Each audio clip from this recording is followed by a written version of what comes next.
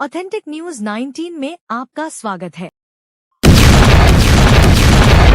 आइए देखते हैं आज की न्यूज। ಹಾವೇರಿ ಲೋಕಾಯುಕ್ತ ಘಟಕದಲ್ಲಿ ಇನ್ಸ್ಪೆಕ್ಟರ್ ಆಗಿ ಕರ್ತವ್ಯ ನಿರ್ವಹಿಸುತ್ತಿದ್ದಂಥ 2003ನೇ ಬ್ಯಾಚ್ನ ಪಂಚಾಕ್ಷರಿ ಸಾಲಿಮಠ್ ಇವರು ಬೆಳಗಾಂ ಜಿಲ್ಲೆಯ ಮುರುಗೋಡು ಸ್ಥಳಕ್ಕೆ ಸೇರಿದಂಥವರಾಗಿದ್ದಾರೆ. ವೀರಯ್ಯ ಮತ್ತು ಪಾರ್ವತಿ ದಂಪತಿಗಳ ಸುಪುತ್ರ. ಇವರು ನಿನ್ನೆ ಸಂಜೆ ಗದಗ್ಗೆ ಹೋಗುವಂಥ ಸಂದರ್ಭದಲ್ಲಿ ಹುಬ್ಬಳ್ಳಿ ಹೊರವಲಯದ ಅಣ್ಣಿಗೇರಿ ಸಮೀಪದಲ್ಲಿ ಕಾರ್ ಅಪಘಾತ ಪ್ರಕರಣದಲ್ಲಿ ಮೃತ ಹೊಂದಿರ್ತಾರೆ. ಅವರ ಪಾರ್ಥಿವ ಶರೀರವನ್ನು ಈಗ ಕಿಮ್ಸಿಂದ ಮೂವ್ ಮಾಡಿ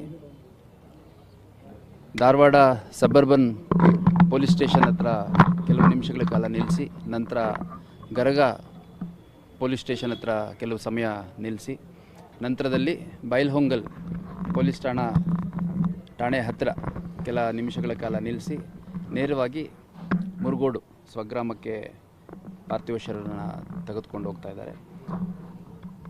ಇವರು 2003ನೇ ಬ್ಯಾಚ್ನ PSI ಆಗಿದ್ದು ಹುಬ್ಬಳ್ಳಿ ಧಾರವಾಡ ಸೇರಿದಂತೆ ಗುಲ್ಬರ್ಗ ಹಾಗೂ ಬೇರೆ ಬೇರೆ ಜಿಲ್ಲೆಗಳಲ್ಲಿ ಕರ್ತವ್ಯ ನಿರ್ವಹಿಸಿದ್ದಾರೆ. ಭಾಳ ಒಳ್ಳೆಯ ಅಧಿಕಾರಿ, ಪ್ರೊಫೆಷ್ನಲಿ ಕೂಡ ಪರ್ಸ್ನಲಿ ಕೂಡ.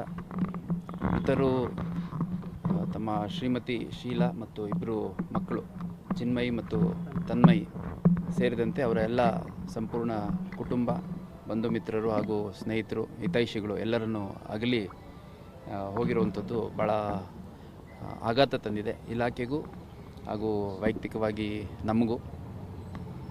ಈ ಹಿಂದೆ ಹುಬ್ಬಳ್ಳಿ ಧಾರವಾಡದಲ್ಲೂ ಕೂಡ ಎಲೆಕ್ಷನ್ ಸಂದರ್ಭದಲ್ಲಿ ಹುಬ್ಬಳ್ಳಿ ಸಬರ್ಬನ್ ಪೊಲೀಸ್ ಠಾಣೆಯಲ್ಲಿ ಕೆಲವು ಸಮಯಗಳ ಕಾಲ ಕರ್ತವ್ಯ ನಿರ್ವಹಿಸಿದರು. ನಾನು ಈ ಹಿಂದೆ ಗುಲ್ಬರ್ಗ SP ಆದಂಥ ಸಂದರ್ಭದಲ್ಲಿ ಸೇಡಮಲ್ಲಿ 3 ವರ್ಷಗಳ ಕಾಲ ನನಗೆ ಇನ್ಸ್ಪೆಕ್ಟರ್ ಆಗಿದ್ದರು. ಆಗ ವೈಯಕ್ತಿಕವಾಗಿ ನಾನು ಅವ್ರಿಗೆ ನೋಡಿದ್ದೇನೆ. ಪ್ರೊಫೆಷ್ನಲಿ ತುಂಬ ಕಾಂಪಿಟೆಂಟು, ಕೇಪಬಲ್ಲು, ಒಂದು ತಂಡದ ರೀತಿಯಲ್ಲಿ ಪೊಲೀಸ್ ಠಾಣೆಯಲ್ಲಿರೋ ಎಲ್ಲ ಅಧಿಕಾರಿ ಸಿಬ್ಬಂದಿಗಳನ್ನು ತೆಗೆದುಕೊಂಡು ಹೋಗುವಂಥದ್ದು. ಅದೇ ರೀತಿ ಭಾಳ ಪ್ರಾಂಪ್ಟ್ ಆಫೀಸರು. ಅದ್ರ ಜೊತೆಗೆ ಅವರು ಆರೋಗ್ಯ ಕಾಪಾಡ್ಕೊಳ್ಳುವಂಥದ್ದು ಇರ್ಬೋದು, ಫಿಟ್ನೆಸ್ ಇರ್ಬೋದು, ಟರ್ನ್ ಅಪ್ ಇರ್ಬೋದು, ಎಲ್ಲ ತುಂಬ ಶಿಸ್ತುಬದ್ಧವಾಗಿ ಇದ್ದರು. ಎಲ್ಲ ಸ್ನೇಹಿತರು ಮತ್ತು ಇಲಾಖೆ ಅಧಿಕಾರಿ ಸಿಬ್ಬಂದಿಗಳು, ಸಾರ್ವಜನಿಕರು ಎಲ್ಲರ ಜೊತೆ ಭಾಳ ಒಳ್ಳೆಯ ಒಂದು ಬಾಂಧವ್ಯನ ಇಟ್ಕೊಂಡಿದ್ದರು. ನನಗೂ ಕೂಡ ವೈಯಕ್ತಿಕವಾಗಿ ಒಂದು ಅಪಘಾತ ಮತ್ತು ಸಾವು ಭಾಳ ಆಘಾತ ತಂದಿದೆ. ಹಾಗೂ ಮಕ್ಕಳು ತುಂಬ ಚಿಕ್ಕವರಿದ್ದಾರೆ. ಒಬ್ಬ 10th ಓದ್ತಾ ಇದ್ದಾನೆ, ಒಬ್ಬ 4th ಸ್ಟ್ಯಾಂಡರ್ಡ್ ಓದ್ತಾ ಇದ್ದಾನೆ. ಹಾಗಾಗಿ ಅಷ್ಟು ಚಿಕ್ಕ ಮಕ್ಕಳಿಗೂ ಯಾವ ರೀತಿ ಇದನ್ನು ತಗೊಳ್ತಾರೆ ಅನ್ನೋಂಥದ್ದು ಭಾಳ ಕಷ್ಟ ಆಗುತ್ತೆ ಇಮ್ಯಾಜಿನ್ ಮಾಡಲಿಕ್ಕೆ. ಅವರ ಈ ಒಂದು ಕಷ್ಟದ ಸಮಯವನ್ನು ಮೀರಿ ಆದಷ್ಟು ಬೇಗ ಅವರ ಒಂದು ಜೀವನ ನಾರ್ಮಲೈಸ್ ಆಗೋ ನಿಟ್ಟಿನಲ್ಲಿ ಹೋಗಲಿ ಅಂತ ನಾನು ಆ ದೇವರಲ್ಲಿ ಪ್ರಾರ್ಥನೆ ಮಾಡ್ತೇನೆ. Thank you.